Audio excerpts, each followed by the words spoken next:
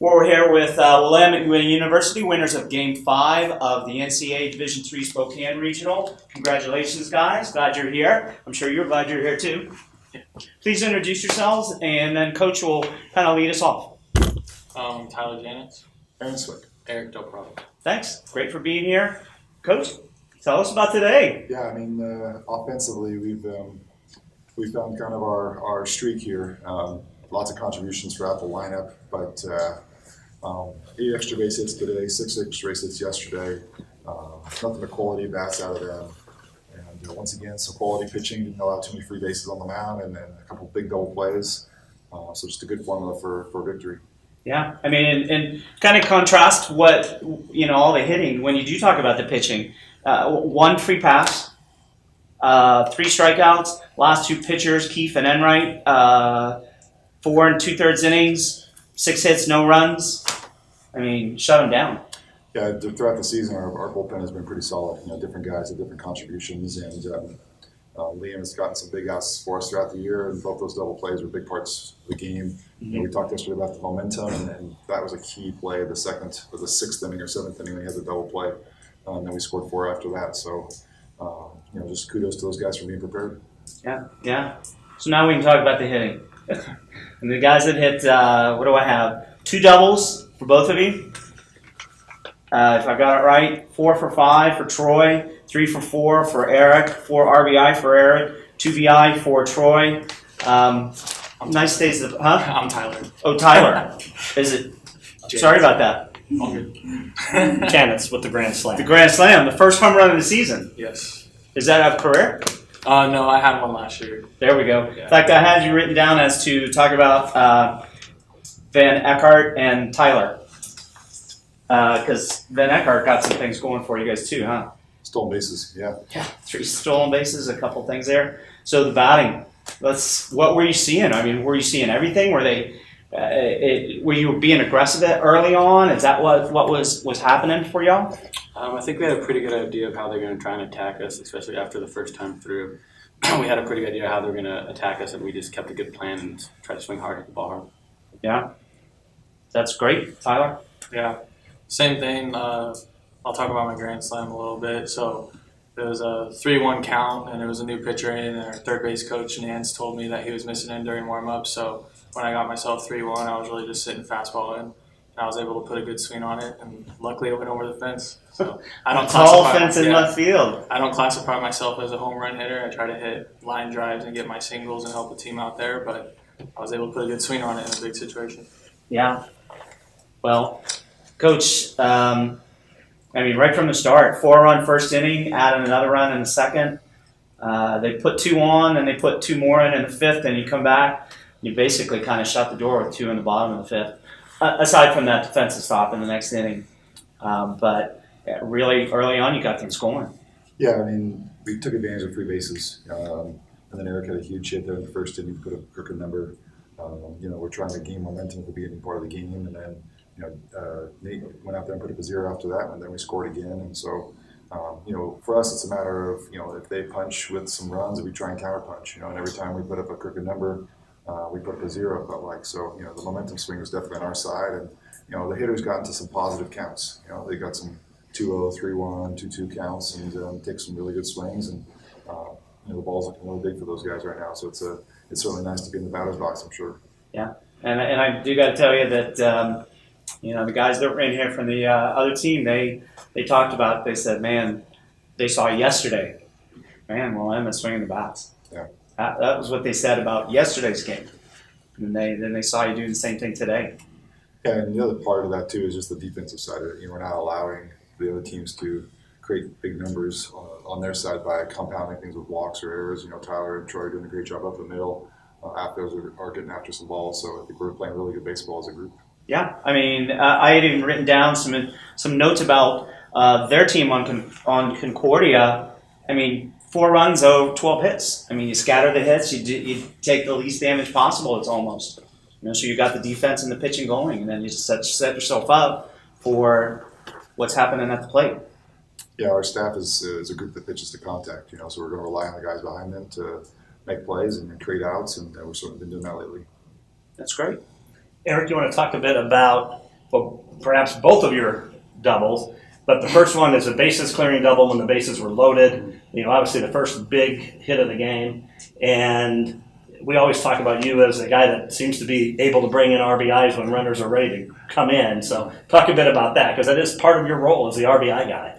Yeah, that inning, or that at bat, it was a lefty pitcher, so I just kind of figured they'd try and go soft, try and get me to roll over or something. And I swung at a curveball in the dirt early in the at bat, and I just tried to really see a curveball up and something out over the plate. And then I just got that off-speed pitch out over the plate and put a good swing on it. And yeah, it's something I really pride myself on, is just driving runs in. We work on it every day in practice, and I think I'm harder on myself in those situations than anyone else could be. I just really want to drive those runs in to put some more runs on for the team. Good base running in that fifth inning. Got it in. Got it in. You got it around. I was watching. I was, man, I hope he doesn't slip on that grass. He took a bit of a wide turn on that one. Robert? Anything special about the second double? No, it's just kind of what Coach Wick said. I was able to get into a positive count, and then just got a pitch over the middle of the plate and kind of down right where I like it, and just put a good swing on it. And you were have been involved in between the course of the play that got changed yesterday on the catcher's interference, but of course there was the play at first after that, and then going over almost into the box seats to make one of the first outs of the game today, and then of course the runner's interference. You've been involved in some strange plays. How did that affect you, or did it? Yeah, just not something you see every day. I wasn't really too worried about it. Actually, before that play happened, I saw the runner was a little deeper in the baseline than usual, so I kind of figured if there's a ground ball to me, there would be some contact, but I just tried to catch the ball first and then go from there, and knowing the umpires would make the right call after that. It's the first time in this season that there's been some sort of group discussion from the umpires, and a call has gone in our direction. So it's certainly nice that in this particular instance they got it right, and then Liam got a ground ball, we got a double play, and got out of there. So it was nice to be on the positive side of that conversation. Yeah. Tyler, you might talk a little bit about the defense you now have, particularly in turning double plays. Obviously, Eric's been involved in most of them also. I think now up to 42, and 5 of them in these 2 games. Yeah, I mean, our defense, we're just all trying to do our jobs, and our pitchers are doing a great job of pitching to contact and throwing strikes and giving us opportunities. The last 2 games, our whole infield has had a lot of double plays that have gotten us out of big situations, and our outfield's made diving catches out there. And even today, we were talking about, I think it was the 6th inning, the double play, and then we came in and then we put up the 5 spot, and that was huge in terms of momentum for us, and just got to keep it rolling. I wanted to ask you also, not just about the Grand Slam today, but also just about your hitting coming along this last couple of months, and obviously the team has kind of done the same thing. Yeah, the whole season, we pride ourselves on working hard at practice and working on situations and working hard in the cage. And, we got off to a bit of a slow start this year offensively, but as a group and as a whole, we've really progressed and stuck with our process and trusted ourselves, and starting to pay off. Guys, you're 2-0. Getting ready for the next game. How's that kind of feel? Coach, talk about Willamette in the conference and regional level competition. What's the history of Willamette?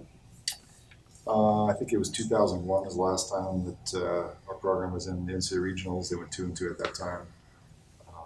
Focused on this group, and these guys have worked really hard. We had a resilient group, and ever since we got left on the field last year, there's been some motivation internally and externally for us to have our own celebrations. So we've done one now. We're hoping to have a couple more, and these guys have earned it. They put in the work every day at practice, every day on their own, and I'm just excited for them and the rewards based on their efforts.